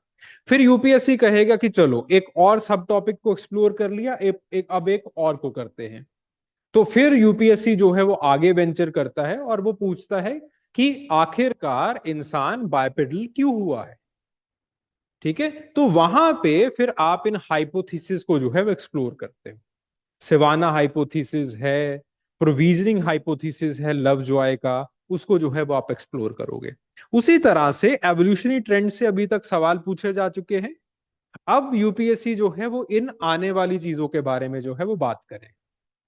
ठीक है, इन हाइपोथेसिस के बारे में बात करेगा। तो जो पहला हाइपोथेसिस है this is the arboreal hypothesis that is given by Frederic Wood Jones. ठीक है, तो फ्रेडरिक वुड जोन्स जो है वो बेसिकली वो कहते हैं that over the period of time because of certain situations कुछ आपके पास प्राइमेट्स जो है वो उनको आर्बोरियल अडेप्टेशन जो है या फिर आपके पास ट्री डिवेलिंग जो है वो होना पड़ा। ठीक है, because over the period of time they became the tree dwelling organisms. तो इसके कारण जो है वो उनके अंदर ये सारी चीजें जो है वो आ गई। तो यहां पे वो कहते हैं कि जब आप ट्रीज के ऊपर हो, ठीक है, आप जो है let's say this is the branch of the tree और आपको जो है वो ट्रीज के ऊपर जो है वो मूव करना है। So what you need grasping hands because you need to grasp some surface, you need to grasp something. तो अगेन आपको अब क्लॉज नहीं चाहिए। ठीक है, अगर क्लॉज होंगे तो आप एक ऑब्जेक्ट को, एक ट्री को जो है वो अच्छे तरीके से पकड़ नहीं पाओगे। ठीक है, so you need grasping hands as well as grasping feet. अब फीट को ग्रास्प करने के लिए या फिर फीट से किसी टहनी को ग्रास्प करने के लिए आपको जो आपका बिग टो है वो बहुत ज्यादा स्ट्रेंथेंड चाहिए, उसके अंदर फ्लेक्सिबिलिटी चाहिए। तो आपका जो बिग टो है वो फ्लेक्सिबल हो गया, जो नीचे वाला अंगूठा है वो फ्लेक्सिबल हो गया। ठीक है, कई प्राइमेट्स के अंदर वो अपोजेबल होता है, वो थोड़ा सा डाइवर्जेंट होता है जिससे जो है वो एक चीज जो है वो पकड़ी जा सकती है। ठीक है, आपके पास इंसानों के अंदर आपका ऊपर वाला अंगूठा जो है वो डाइवर्जेंट, अपोजेबल और आपके पास प्रीहेंसाइल हो चुका है, यानी कि इससे चीज पकड़ी जा सकती है। ठीक है, तो बेसिकली आपके जो हैंड्स हैं वो ग्रैस्पिंग वाले हो गए, फीट जो है वो ग्रैस्पिंग वाले हो गए और क्लॉज जो है वो रिड्यूस हो गए, क्लॉज खत्म हो गए। और उसी के साथ जो जॉइंट्स हैं वो और ज्यादा फ्लेक्सिबल हो गए, क्योंकि आप ऐसे सरफेस के ऊपर भाग कैसे पाओगे अगर आपके जॉइंट्स जो है वो पूरी तरह से फ्लेक्सिबल नहीं है। और वही चीजें जो है वो हम देखते हैं दैट जॉइंट्स जो है फ्लेक्सिबल हो जाते हैं एंड आईज जो है वो फॉरवर्ड आ जाती हैं, सामने की तरफ जो है वो आईज फॉरवर्ड फेसिंग आ जाती हैं। अब आईज जो है वो फॉरवर्ड फेसिंग आने का जो सबसे बड़ा प्रॉफिट आपको हुआ वो ये हुआ कि जो परसेप्शन है, डेप्थ का परसेप्शन है वो इंक्रीज हो गया। आपको किस स्पीड से भागना पड़ेगा ताकि आप इस टहनी से कूद के अगली टहनी के ऊपर पहुंच सकें और वहां से कूद के अगली टहनी के ऊपर पहुंच सके, वहां से कूद के अगली टहनी के ऊपर पहुंच सके। You need the depth of perception as well as you need to plan the things very meticulously. बड़े अच्छे तरीके से प्लानिंग की जरूरत है। सो उस प्लानिंग के लिए you need a proper formulation of the posterior lobe, इसका फॉर्मेशन बड़ा अच्छा होना चाहिए। और उसी के साथ साथ आपके पास एक डेप्थ होना चाहिए, परसेप्शन का डेप्थ होना चाहिए। तो ये सारी चीजें अगर आप टेरेस्ट्रियल एनवायरनमेंट के अंदर रहते, जैसे for example take the case of a dog, dog अब टेरेस्ट्रियल एनवायरनमेंट के अंदर रह रहा है, उसको टहनियां कूदने की जरूरत नहीं पड़ेगी। टेरेस्ट्रियल एनवायरनमेंट के अंदर जमीन जो है वो आपके पास डिसकंटिन्यूटी नहीं होती है।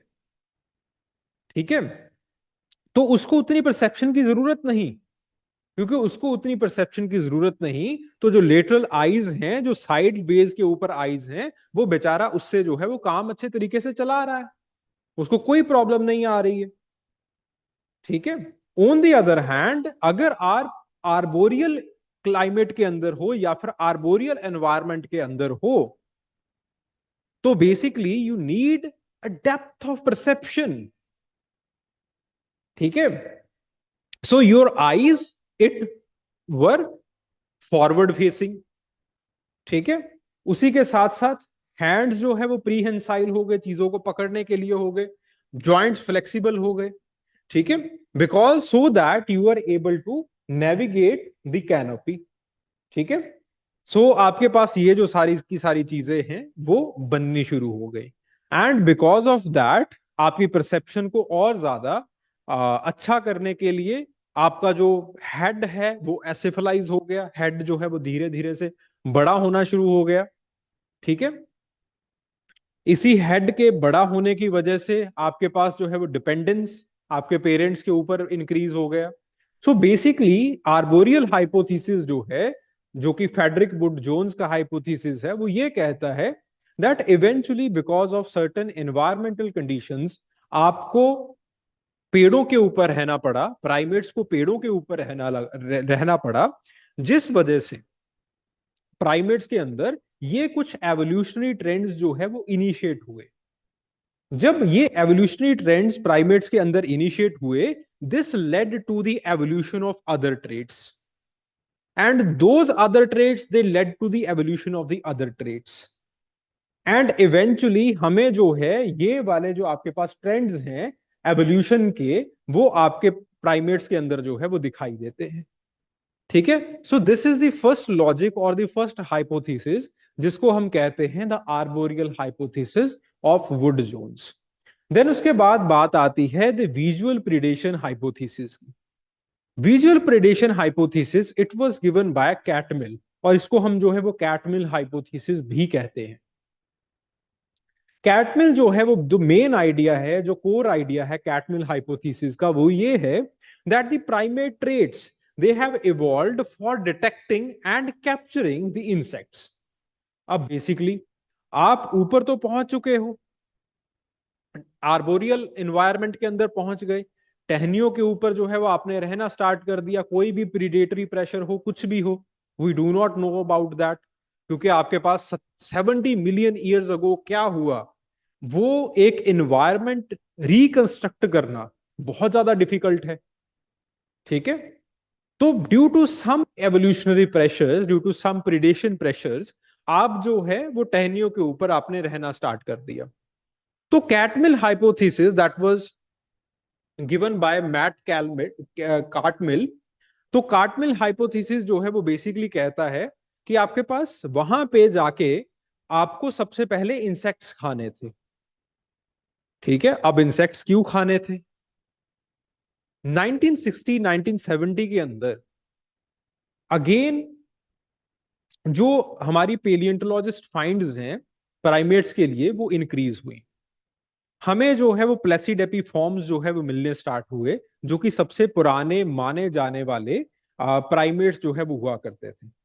और उस वक्त जो हमें फाइंड्स मिली, उनके डेंटेशन पैटर्न कुछ इस तरह के थे कि those primates would have been insectivorous, वो कीड़े मकोड़े जो है वो खा के जिंदा रहा करते थे। ठीक है, अब डेंटेशन पैटर्न ऐसा कैसे मिला, ऐसा कैसे पता चला, वो हम जो है वो आगे आने वाले सेशन के अंदर डिस्कस करेंगे। ठीक है, क्योंकि जनरली हमें डेंटल फार्मूला से ये पता चल जाता है कि आपका जो इकोलॉजिकल अडेप्टेशन है वो हर्बीवोरस काइंड है, या फिर आपका जो है वो कार्निवोरस काइंड है, या फिर आप जो है वो इंसेक्टिवोरस। ठीक है, तो हमें जो पहले प्राइमेट्स मिले उनके डेंटल पैटर्न्स हमें ये बता रहे थे they would have been insectivorous. ठीक है, वो कीड़े मकोड़े जो है वो खाया करते थे। वहीं से ये कार्टमिल हाइपोथेसिस जो है वो बनता है। अब आपके पास you want to capture the insect prey, तो इंसेक्ट प्रे को कैप्चर करने के लिए बेसिकली आपके पास जो है फॉरवर्ड फेसिंग आईज जो है वो होनी चाहिए, क्योंकि ताकि आप डेप्थ के अंदर जो है वो इंसेक्ट को देख सको। उसी के साथ साथ जो है वो आपके पास अब इंसेक्ट भागेगा, इंसेक्ट को कैप्चर करने के लिए आपको दोनों हाथों की जरूरत है, या फिर आप ऐसे कह लीजिए आपको चारों हाथों की जरूरत है। ठीक है, दोनों लिम्स की जरूरत पड़ेगी। एक लिम्ब से आप उस इंसेक्ट के पीछे भागोगे, दूसरे से जो है वो कोऑर्डिनेट करके जो है वो उसको पकड़ोगे। ठीक है, and similarly you need grasping abilities. अब आप टहनियों से गिरोगे भी, ठीक है, तो अपने आप को बचाने के लिए आपके पास प्रॉपर ग्रास्पिंग एबिलिटीज होनी चाहिए। ग्रास्पिंग एबिलिटीज के लिए अगेन आपके जो जॉइंट्स थे वो और ज्यादा मोबाइल हो गए। ठीक है, आपकी जो हैंड्स थे या फिर आपके जो बिग टो है, जो नीचे वाला अंगूठा है, वो थोड़ा सा डाइवर्जेंट हो गया। ताकि आप टहनियों को जो है वो अच्छे तरीके से पकड़ पाओ। तो इस तरह से यू हैड दीज थिंग्स, ठीक है। तो बेसिकली आपके पास जो है these were the key adaptations that were formed in you, ठीक है। सो इस तरह से आपके पास पहली अडेप्टेशंस जो है वो हुई according to the Cartmill hypothesis. Then उसके बाद एक अगला हाइपोथेसिस आता है that is known as the angiosperm primate coevolution hypothesis. Angiosperm primate coevolution hypothesis, it is just like the queen और द रेड क्वीन हाइपोथेसिस, ठीक है। बेसिकली ये क्या मानता है कि वहां पे टहनियों के ऊपर चढ़ के दी प्राइमेट्स, अगेन प्लेसिडेपी फॉर्म्स को और एक्सप्लोर किया गया, तो हमने देखा कि आपके पास कुछ इंसेक्टिवोरस थे, कुछ आपके पास जो है वो अभी भी फ्रूट्स वगैरह जो है वो खा रहे थे, ठीक है। अब बेसिकली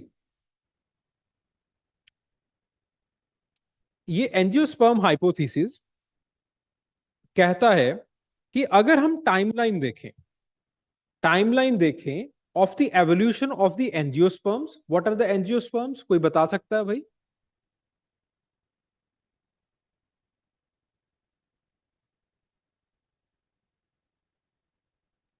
सर प्लांट्स की कैटेगरी है, जिम्नोस्पर्म्स के बाद एंजियोस्पर्म्स आए थे, those who have flowers seeds होते हैं।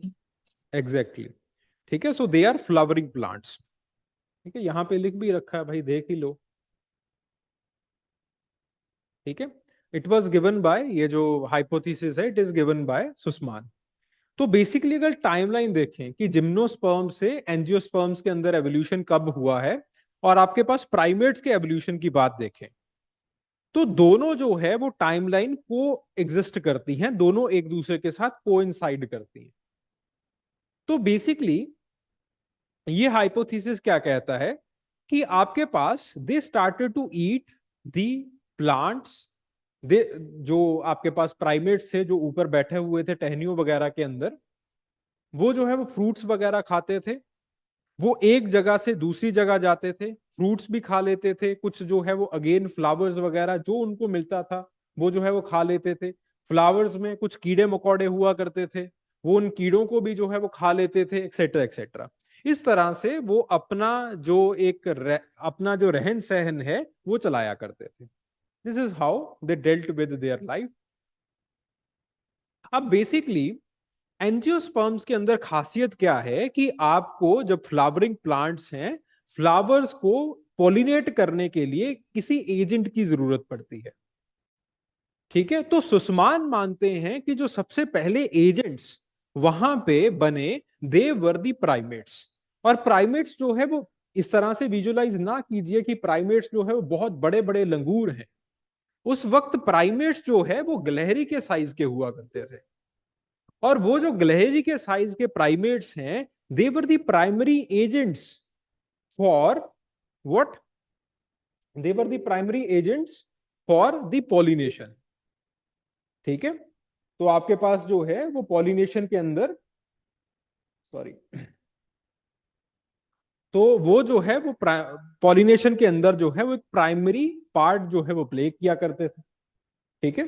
सो बेसिकली अगेन फ्रूट्स वगैरह खाने के लिए, फोर्ज करने के लिए यू नीड ग्रास्पिंग एक्सट्रीमिटीज। हाथ जो है वो ऐसे चाहिए कि दोनों हाथों से जो है वो फ्रूट्स को आप तोड़ सको। उसी के साथ साथ आपको इस चीज को देखना होगा कि कौन से फ्रूट्स जो है दे आर राइप, और कौन से फ्रूट्स जो है वो आपके पास अभी पके नहीं है, ठीक है। तो अगेन उसके अंदर एंजियोस्पर्म्स के अंदर क्या होता है कि जब फ्रूट्स राइप हो जाते हैं तो फ्रूट का जो कलर है वो चेंज हो जाता है। तो अगेन हरे से थोड़ा सा पीला जो फ्रूट है वो आपको जो है दोनों को डिस्टिंग्विश करना होगा। तो दोनों को डिस्टिंग्विश करने के लिए अगेन यू नीड क्रोनोस्कोपिक विजन, आपको कलर्ड विजन जो है वो चाहिए। सिर्फ और सिर्फ स्टीरियोस्कोपिक से जो है वो काम नहीं चलेगा, ठीक है। So you need coloured vision for that. Similarly आप जो है वो नए फूड सोर्सेज जैसे फॉर एग्जांपल नेक्टर वगैरह, इन सारी चीजों को जो है वो एक्सप्लोर करना चाहते हो। In order to explore these things in order to exploit these things, you started to pollinate the different plants. ठीक है, आप जो है वो एक पॉलिनेटिक एजेंट भी बन गए। आपने जो है वो अगेन किसी एक जो फ्लावर है उसको खाया, क्योंकि स्वीट लगा आपको वो फ्लावर। तो जब फिर आप जो है वो उस फ्लावर को खा के कहीं और जो है वो एक्सक्रीटा करोगे, तो again it through that excreta again pollination होगा। आप एक फ्लावर को खा के दूसरे फ्लावर के पास जाओगे, again from that movement you are going to pollinate it. ठीक है, तो इस तरह से आपने पॉलिनेट करना स्टार्ट किया चीजों को। अब बेसिकली सिर्फ और सिर्फ यहां पे सुस्मान कहते हैं कि जो आपके पास प्राइमेट्स हैं वो सिर्फ और सिर्फ एक प्रीडेटर की तरह एक्ट नहीं कर रहे हैं। ठीक है, बात समझ में आ रही है? They are not just exploiting the environment, but also they are co evolving with the angiosperms. वो पूरी तरह से अपने एनवायरमेंट के साथ वेल अडेप्टेड हैं। उनके होने से एंजियोस्पर्म्स को बहुत फायदा है, एंजियोस्पर्म्स के होने से उनको बहुत फायदा है। So both of these species, angiosperms as well as the primates, they start to thrive with each other, they start to evolve with each other. ठीक है, तो इस तरह से जो है वो आपके पास सुस्मान कहते हैं कि प्राइमेट्स का एवोल्यूशन हुआ है। ठीक है, सो इस तरह से अलग अलग हाइपोथेसिस बेसिकली आपको अलग अलग कैरेक्टरिस्टिक्स कैसे इवॉल्व हुए हैं प्राइमेट्स के, उसके बारे में जो है वो बात बताते हैं। अगेन प्राइमेट्स की आजकल जो है वो डाइवर्सिटी बहुत ज्यादा है, और डाइवर्सिटी जो है वो बेसिकली उसी इकोलॉजिकल डाइवर्सिटी के कारण जो है वो बनी है कि जो प्राइमेट जिस इकोलॉजिकल डाइवर्सिटी के अंदर होता है उसी के साथ जो है वो प्रॉपरली अडेप्टेड हो जाता है। ठीक है, so we have this kind of diversity, and over the period of time this diversity it has evolved. ठीक है जी, so these are the hypotheses. ठीक है, so over the period of time बहुत सारी जो है वो selective pressures जो है वो रहे हैं primates के ऊपर। ठीक है, और आपके पास जो है वो because of these selective pressures बहुत सारे traits जो है वो primates के अंदर बने हैं, क्योंकि प्राइमेट्स के ऊपर इतने सारे सिलेक्टिव प्रेशर्स रहे हैं। इसी वजह से this is one of the reasons why we can not give the static traits to the whole taxonomy of the primates. ठीक है, गॉट द पॉइंट? बात समझ में आ रही है? So I think now you are well able to understand and well able to explain these things कि आखिरकार जो प्राइमेट्स हैं वो हैं कौन। ठीक है, और ये चीजें जो है वो आपसे पूछी जाएंगी, दैट हु आर प्राइमेट, और डिफाइन और एक्सप्लेन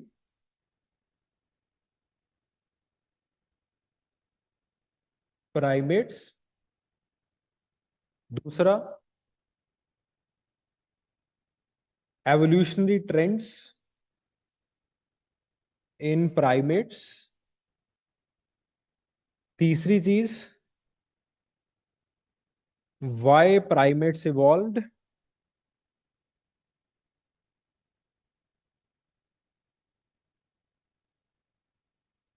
ठीक है, तो again these are the themes जहां से जो है वो ये सवाल पूछे जा सकते हैं इस चैप्टर में से, और इस सेशन में से जो है वो सवाल यूपीएससी यहीं से जो है वो उठाए। ठीक है, गॉट द पॉइंट? तो अगेन इन्हीं सवालों के पर्सपेक्टिव से आपको चीजों को जो है वो रिवाइज करना है। आपके पास जो हैंडआउट्स दिए हैं they are again very extensively written. ठीक है, और इस चैप्टर को जितना हमने पढ़ा है इन क्वेश्चंस के माध्यम से जो है वो आपको रीड करना है। ठीक है जी,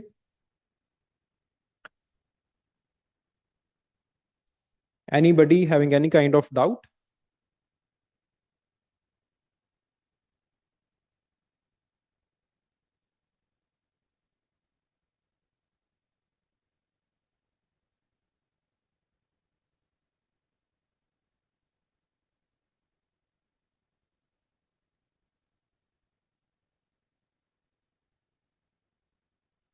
ठीक है जी, चलिए बहुत बढ़िया। और जो हमने आज एक क्वेश्चन डिस्कस किया था उसको जो है वो प्लीज लिखिएगा, और एक और क्वेश्चन चलो लिखते हैं और उसको भी लिखिएगा।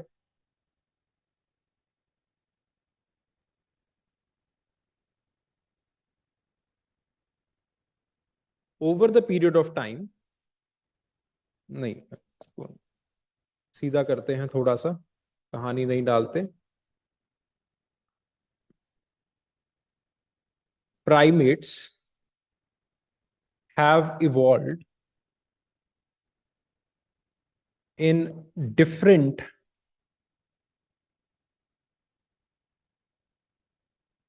evolutionary pressures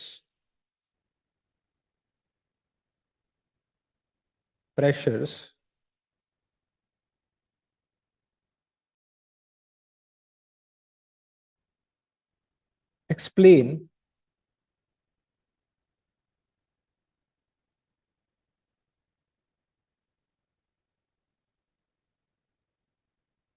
explain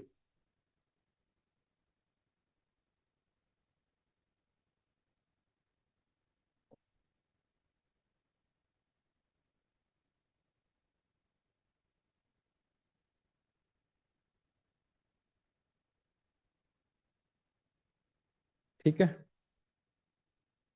पहले तो इसको इंटरप्रेट करके दिखाओ।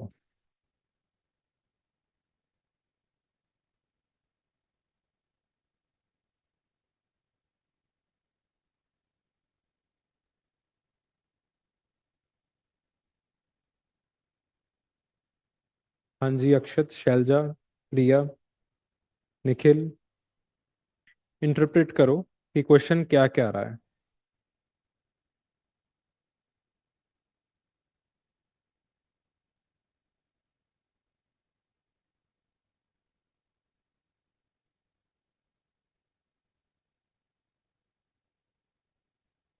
ओके, एवोल्यूशनरी प्रेशर्स का मतलब क्या है? Again, you are not supposed to write or do just justice to this particular question at this point of time or at this frame of reference.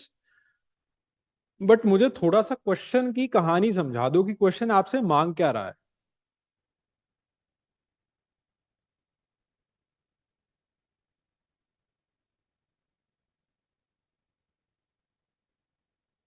ठीक है, बिल्कुल सही बात है। ठीक है, बेसिकली ये क्या कह रहा है कि प्राइमेट्स का जो एवोल्यूशन है, खास करके जो प्राइमेट्स की जो स्टार्टिंग हुई है एवोल्यूशन की, उसके अंदर बहुत सारे एवोल्यूशनरी प्रेशर्स रहे। प्रेशर्स का मतलब क्या है, या फिर एवोल्यूशनरी प्रेशर्स का मतलब क्या है? दैट अलग अलग एनवायरमेंटल कॉन्स्ट्रेंट्स रहे या फिर एनवायरमेंटल एबिलिटीज रही हैं। कॉन्स्ट्रेंट्स प्लस एबिलिटीज, ठीक है, दोनों चीजें।